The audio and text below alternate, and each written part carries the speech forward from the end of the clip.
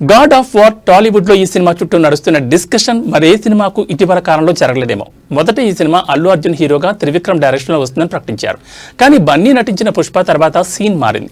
Pan India market పై కన్నేసిన Bunny Telugu దర్శకులతో cinema చేసే interest చూపలేదు. దాంతో త్రివిక్రమ్ ఈ కథని ఎన్టీఆర్ చేయాలని డిసైడ్ అయ్యారు. ఎన్టీఆర్ కథ చెప్పడం, అందుకు ఓకే చెప్పడం కూడా జరిగింది. ఎన్టీఆర్ కూడా కుమారస్వామికి సంబంధించి బుక్కును చదువుతూ మీడియా కంటపడడంతో త్రివిక్రమ్ ఎన్టీఆర్ సినిమా ఫిక్స్ అని న్యూస్ హల్చల్ చేసింది. యుద్ధానికి అధిపతిగా దైవ స్వరూపంగా తారక్ నటన మరియు ఆయన స్క్రీన్ ప్రెజెన్స్ ఈ సినిమాకు ప్రధాన ఆకర్షణగా నిలుస్తాయని ఫ్యాన్స్ ఫుల్ ఖుషి అయ్యారు.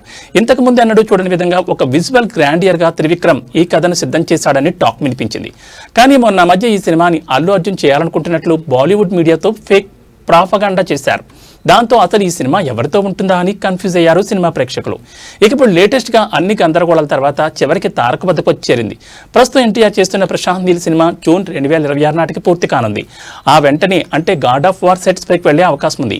ఈలోపు త్రివిక్రమ్ ప్రస్తుతం చేస్తున్న వెంకీ సినిమా పూర్తి చేసి ఈ పౌరాణిక చిత్రం కోసం ప్రీ ప్రొడక్షన్ పనులను పక్కాగా సిద్ధం చేస్తున్నారు.